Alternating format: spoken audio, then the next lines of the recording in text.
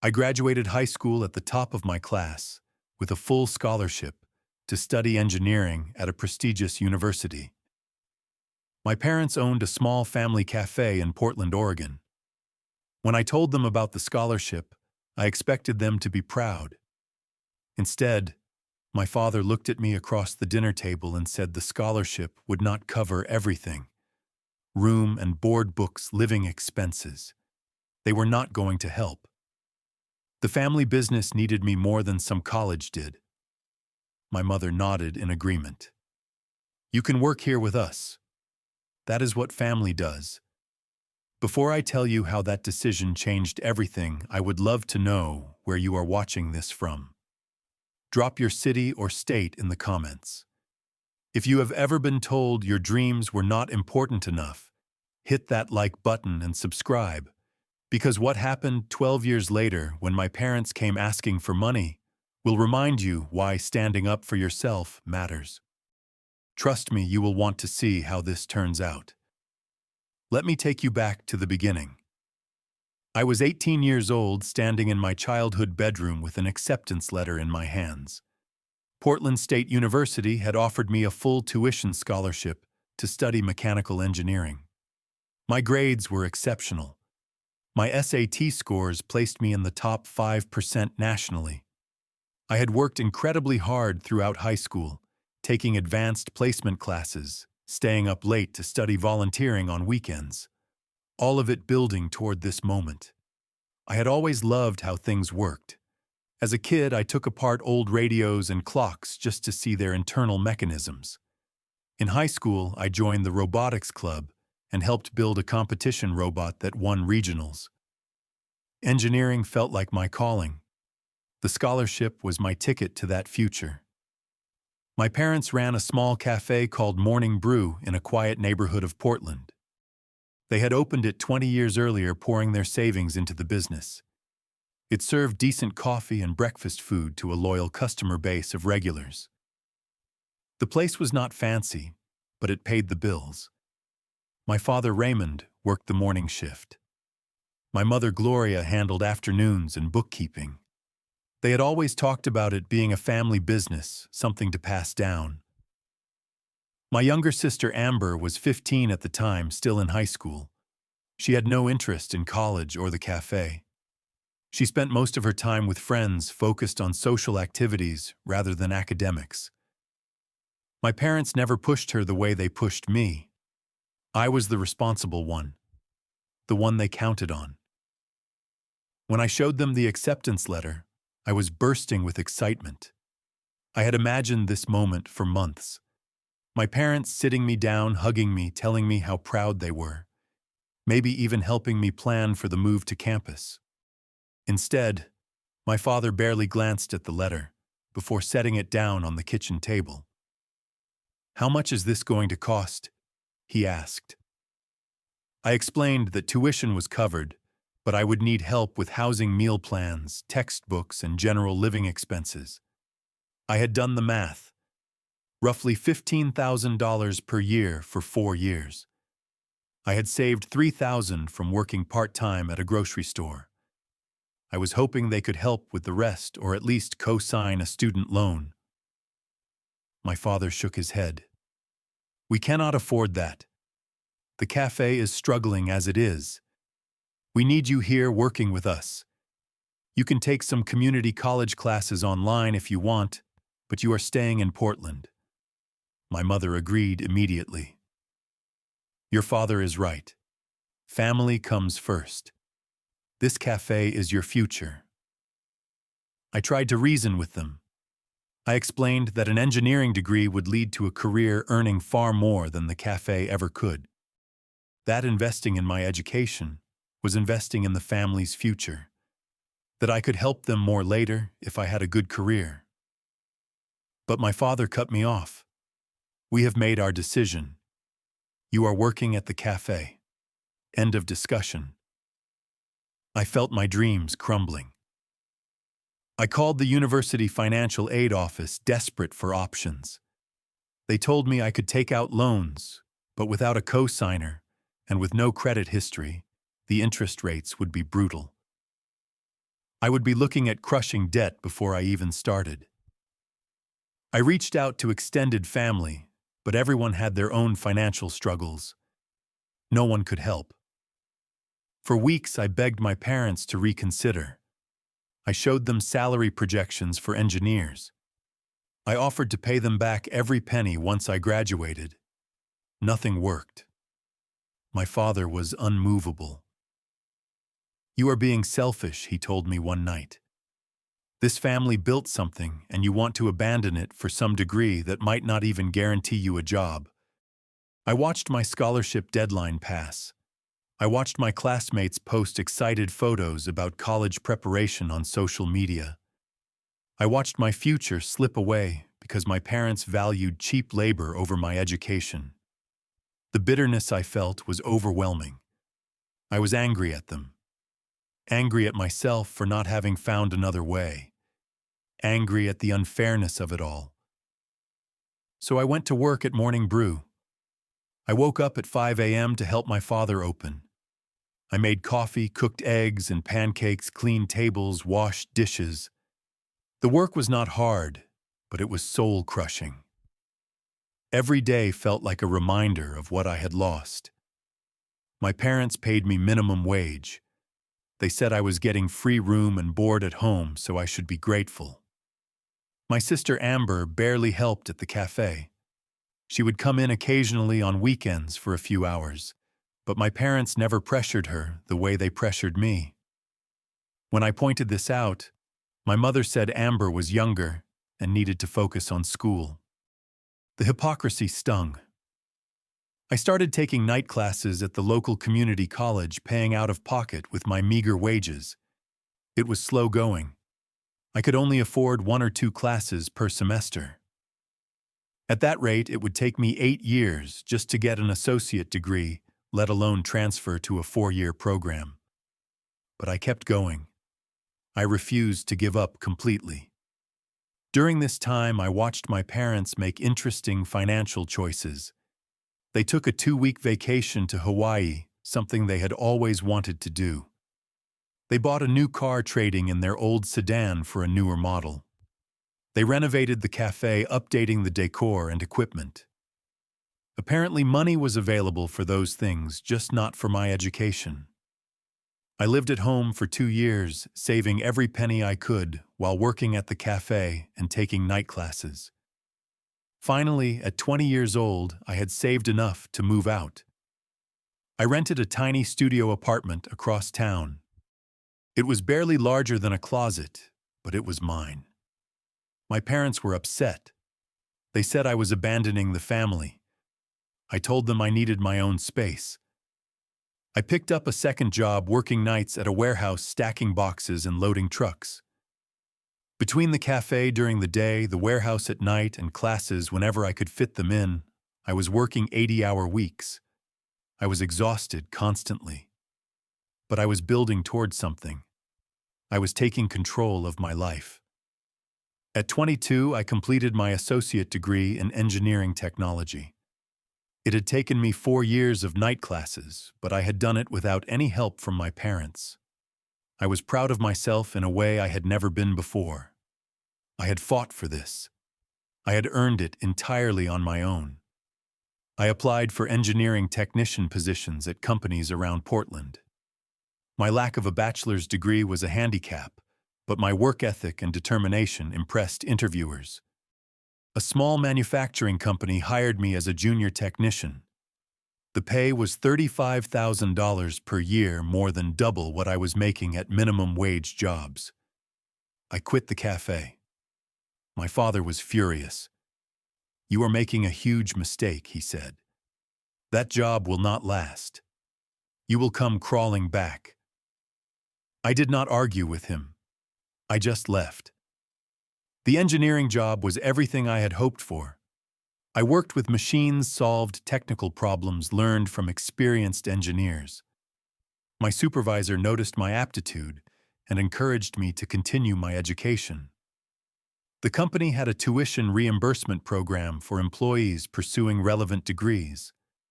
I enrolled in an online bachelor's program through a state university. The company paid for half. I paid for the other half with my salary. It was another 4 years of working full-time while studying part-time, but I was used to that grind by now. At 26 years old, I finally earned my bachelor's degree in mechanical engineering.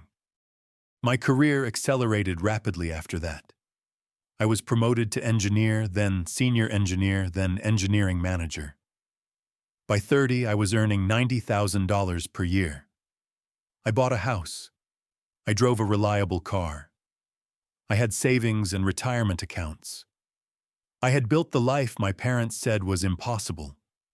During those 12 years, my relationship with my parents was minimal. I saw them at major holidays mostly because I did not want to completely cut off contact with Amber. The conversations were always strained. My parents never apologized for refusing to support my education. They never acknowledged that I had succeeded despite them, not because of them. Instead, they made passive-aggressive comments about how I had abandoned the family business. Amber, meanwhile, had taken a completely different path. She dropped out of community college after one semester. She worked random retail jobs, never staying anywhere longer than a few months. She lived with our parents, rent-free. At 27 years old, she had no career, no savings, and no plan. But she had something I never had: our parents' unconditional support and financial help. Then, about a year ago, Amber got engaged to a guy named Travis. He was nice enough, worked in sales for a car dealership. They had been dating for 10 months when he proposed. Amber was thrilled. She started planning an elaborate wedding immediately. I received a phone call from my mother about 6 months before the wedding date. She sounded cheerful, which was unusual for our conversations. "Calvin, we need to talk about Amber's wedding. Your father and I have been helping her plan, and we want to make sure you are involved too." I was cautious. Involved how? Well, she said the wedding is going to be beautiful. Amber has always dreamed of a perfect wedding day. We have booked a venue, hired a photographer, arranged for catering. It is going to be about 150 guests. I waited for her to get to the point. The thing is, my mother continued, weddings are expensive. Much more expensive than we realized. We have contributed what we can, but we are still short on funds. We were hoping you could help out. You are doing so well in your career. It would mean so much to Amber. "How much are you asking for?" I asked. There was a pause. "Well, we are short about $135,000. We thought you could cover that amount. It would be your gift to your sister." I almost laughed. $135,000. That was nearly a year and a half of my salary before taxes. That was more than I had paid for my entire education, which I had funded completely on my own while working multiple jobs. And they wanted me to just hand it over for a wedding. I took a deep breath before responding. "Let me make sure I understand correctly. You want me to give you $135,000 for Amber's wedding?" My mother sounded relieved that I was not immediately saying no. "Yes, exactly. We knew you would understand. Family helps family." I let the silence hang for a moment. Then I said, "Do you remember when I was 18 and got a full scholarship to study engineering? Do you remember what you told me?" My mother's tone shifted, becoming defensive. "Calvin, that was different. We could not afford to help you back then. The cafe was struggling. You took a vacation to Hawaii that same year," I reminded her. "You bought a new car. You renovated the cafe. But you could not help me with $15,000 for my education." My mother stammered. "Those were necessary expenses. We needed that vacation to de-stress. The car was essential. The cafe needed updates to stay competitive. But my education was not necessary," I asked. My mother tried a different approach. "We gave you a job. We gave you a place to live. You were not grateful for what you had." Instead, I had to work 80 hours a week for years to put myself through school. I had to sacrifice my 20s to build a career. And I did it without a single dollar from you.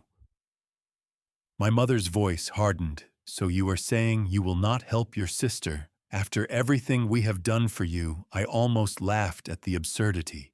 Everything you have done for me. You forced me to work at your cafe for minimum wage instead of pursuing my scholarship. You told me my dreams were not important. You made me feel like wanting an education was selfish. Amber is your sister, my mother said. She deserves a beautiful wedding. And she will have one, I replied. Whatever wedding she and Travis can afford on their own or with the help you are able to provide. But I will not be contributing $135,000 or any amount.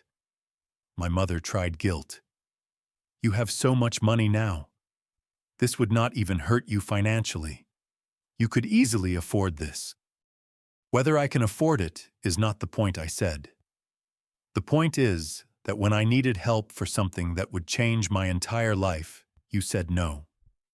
You told me to be grateful for what I had. You told me family business came first. So now I am giving you the same answer you gave me. You are being spiteful, my mother accused. No, I said calmly. I am being consistent. You taught me that family does not help with major financial decisions. You taught me that people need to figure things out on their own. I learned that lesson well. My mother's voice rose. This is completely different. Amber is not asking for something selfish like college. She is asking for help with her wedding, and you think a $135,000 wedding is less selfish than a $15,000 education? I asked. A wedding is one day. An education is a foundation for an entire career and life. But you chose to prioritize what you wanted over what I needed. Now I am making the same choice.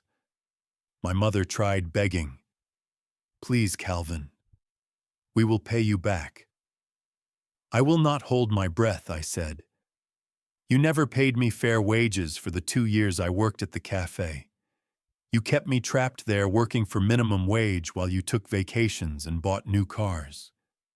Do not talk to me about paying back debts.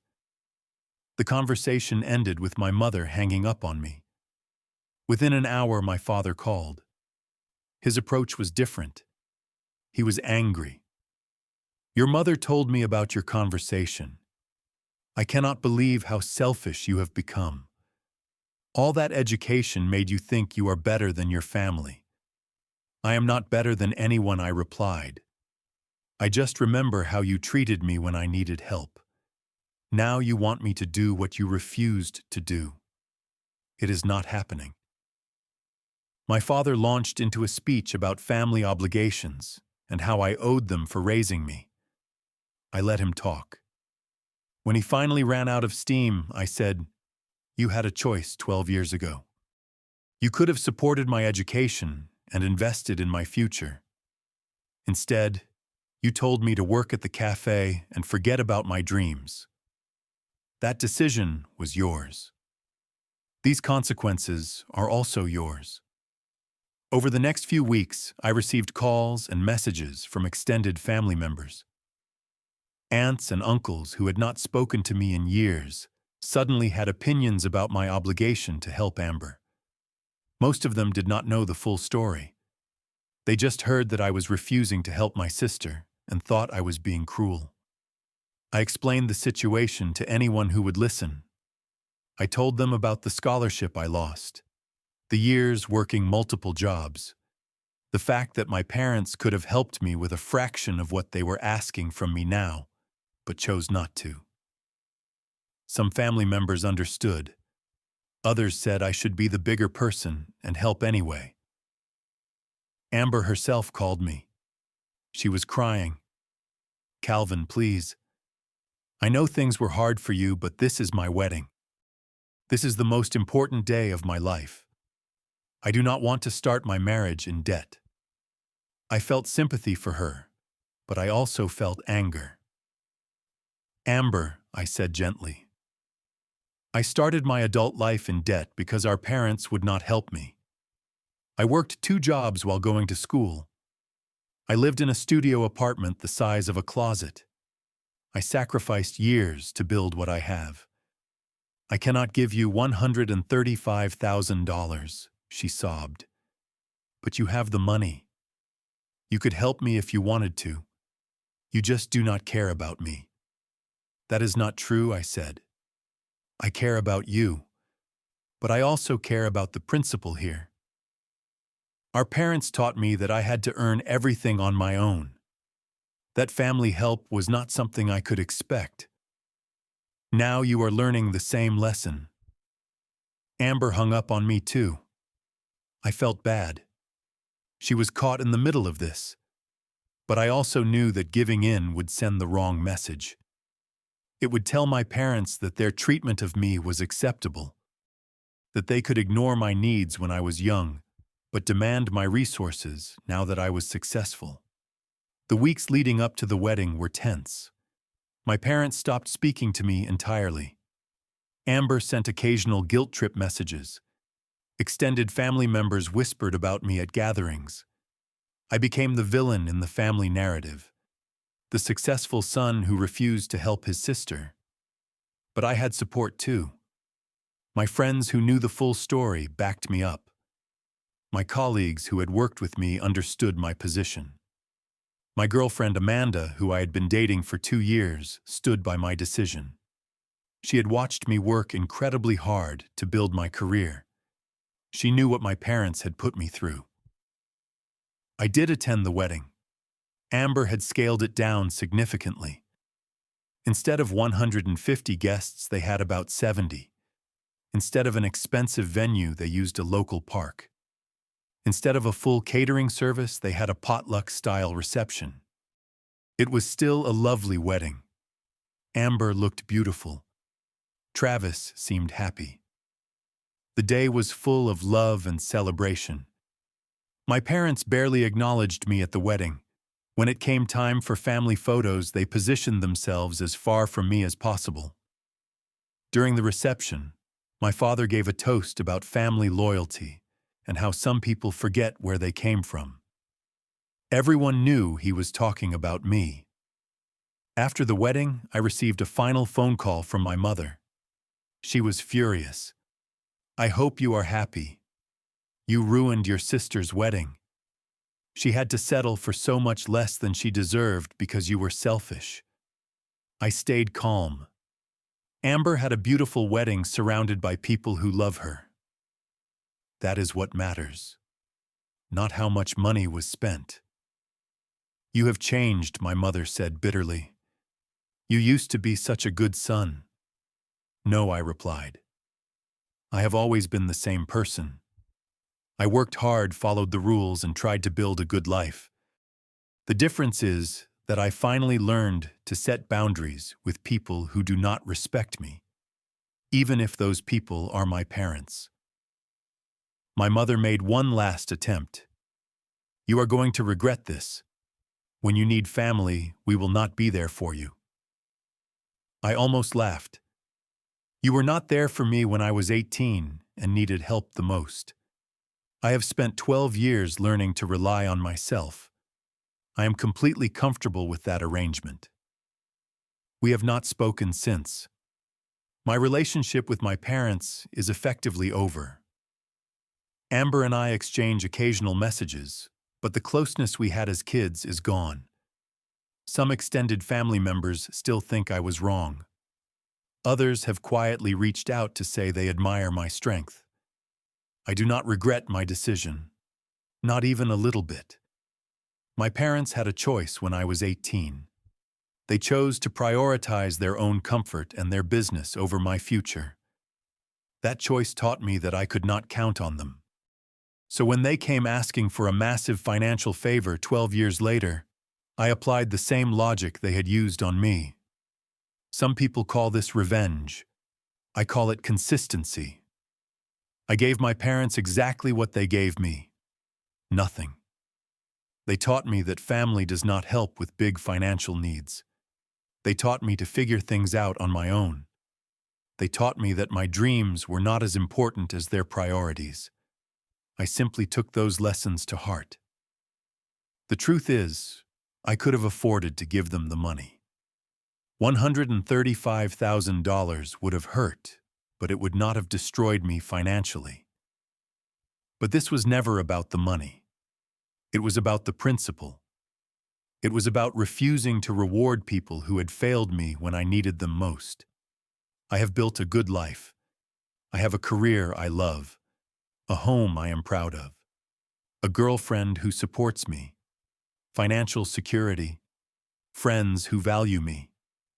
I did all of that without my parents' help. Actually, I did it despite their active hindrance, and I am stronger for it.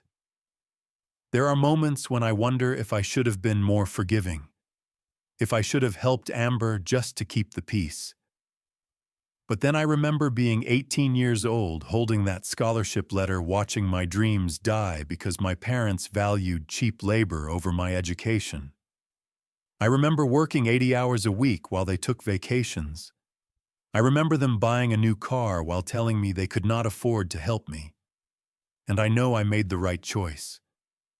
My parents wanted me to learn that family comes first. They wanted me to understand sacrifice and hard work. Well, I learned those lessons. I learned to sacrifice my 20s to build a career. I learned to work harder than anyone around me. I learned that family is not defined by blood, but by who shows up when you need them.